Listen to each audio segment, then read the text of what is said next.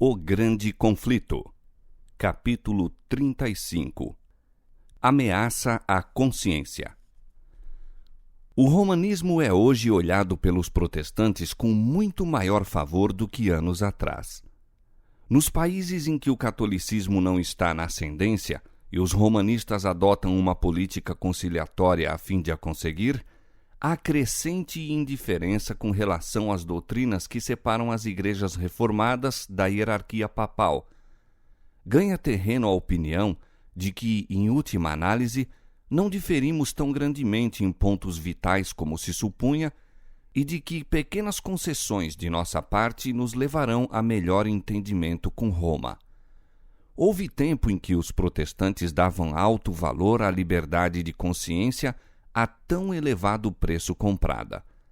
Ensinavam os filhos a aborrecer o papado e sustentavam que buscar harmonia com Roma seria deslealdade para com Deus. Mas quão diferentes são os sentimentos hoje expressos. Os defensores do papado asseveram que a Igreja foi caluniada, e o mundo protestante inclina-se a aceitar esta declaração. Muitos insistem em que é injusto julgar a Igreja de hoje pelas abominações e absurdos que assinalaram seu domínio durante os séculos de ignorância e trevas. Desculpam sua horrível crueldade como sendo o resultado da barbárie dos tempos e alegam que a influência da civilização moderna lhe mudou os sentimentos.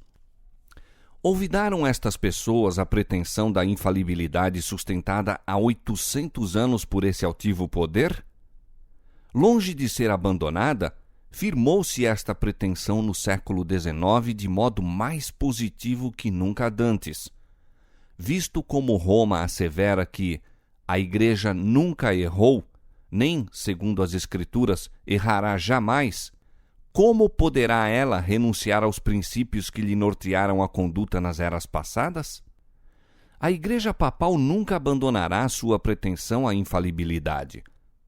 Tudo o que tem feito em perseguição dos que lhe rejeitam os dogmas, considera ela estar direito, e não repetiria os mesmos atos se a oportunidade lhe apresentasse? Removam-se as restrições ora impostas pelos governos seculares, reintegre-se Roma ao poderio anterior e de pronto ressurgirá a tirania e perseguição. Bem conhecido escritor refere-se nos seguintes termos à atitude da hierarquia papal no que respeita à liberdade de consciência e aos perigos que ameaçam especialmente os Estados Unidos pelo êxito de sua política. Há muitos que se dispõem a atribuir ao fanatismo ou à puerilidade todo o receio quanto ao catolicismo romano nos Estados Unidos. Tais pessoas nada têm a ver no caráter e atitude do romanismo que seja hostil às nossas instituições livres ou nada encontram de mau presságio no incremento que vai tomando. Comparemos, pois, em primeiro lugar, alguns dos princípios fundamentais de nosso governo com os da Igreja Católica. A Constituição dos Estados Unidos garante liberdade de consciência. Nada se preza mais ou é de maior transcendência.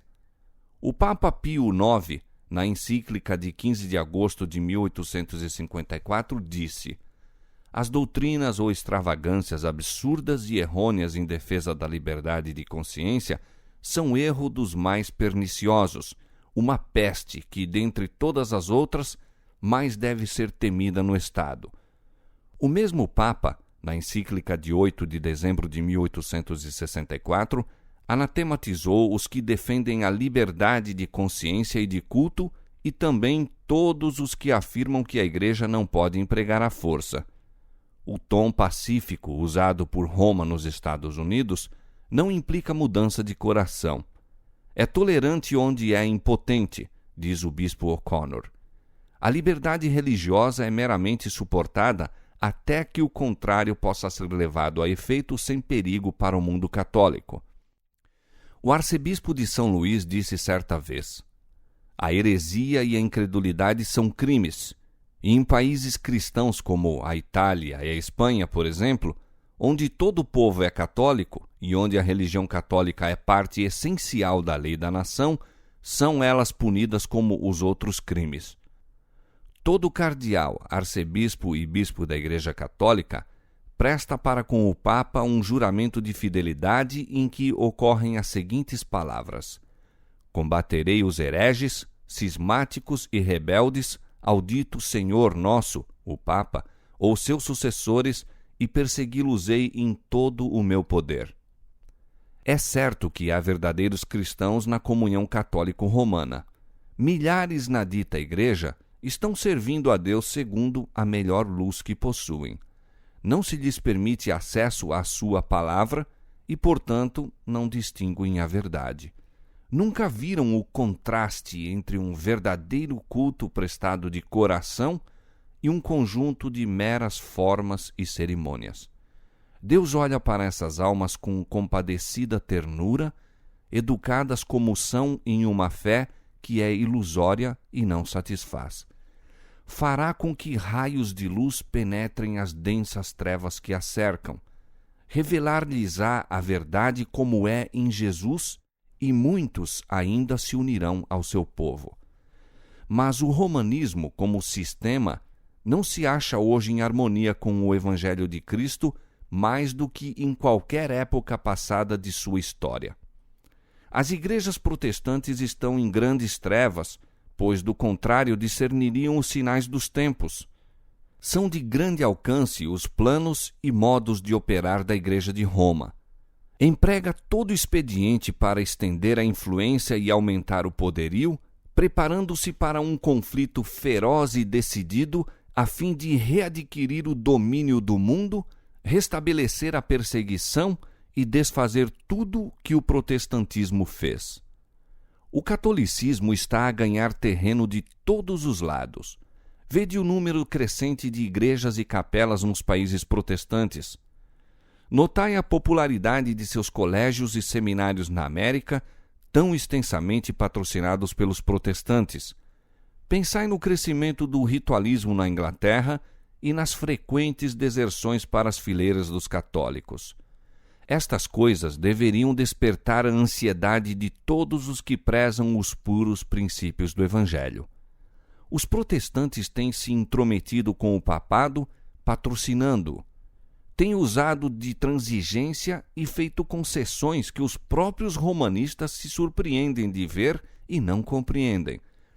Os homens cerram os olhos ao verdadeiro caráter do romanismo e aos perigos que se devem recear com a sua supremacia. O povo necessita ser despertado a fim de resistir aos avanços deste perigosíssimo inimigo da liberdade civil e religiosa. Muitos protestantes supõem que a religião católica não é atrativa e que seu culto é um conjunto de cerimônias fastidioso e sem sentido. Enganam-se, porém. Embora o romanismo se baseie no engano, não é em postura grosseira e desprovida de arte. O serviço religioso da Igreja Romana é um cerimonial assaz impressionante. O brilho de sua ostentação e a solenidade dos ritos fascinam os sentidos do povo, fazendo silenciar a voz da razão e da consciência. Os olhos ficam encantados. Igrejas magnificentes, imponentes procissões, altares de ouro, relicários com pedras preciosas, quadros finos e artísticas esculturas apelam para o amor do belo. O ouvido também é cativado. A música é inexcedível. As belas e graves notas do órgão, misturando-se à melodia de muitas vozes a ressoarem pelas elevadas abóbodas e naves ornamentadas de colunas das grandiosas catedrais, não podem deixar de impressionar a mente com profundo respeito e reverência. Este esplendor, pompa e cerimônias exteriores, que apenas zombam dos anelos da alma ferida pelo pecado, são evidência da corrupção interna. A religião de Cristo não necessita de semelhantes atrativos para se fazer recomendável. À luz que promana da cruz, o verdadeiro cristianismo apresenta-se tão puro e adorável que decorações externas nenhumas poderão encarecer-lhe o verdadeiro valor. É a beleza da santidade, o espírito manso e quieto que é precioso diante de Deus. o fulgor do estilo não é necessariamente índice de pensamento puro elevado. Altas concepções de arte, delicado apuro de gosto, existem a miúde em espíritos que são terrenos e sensuais.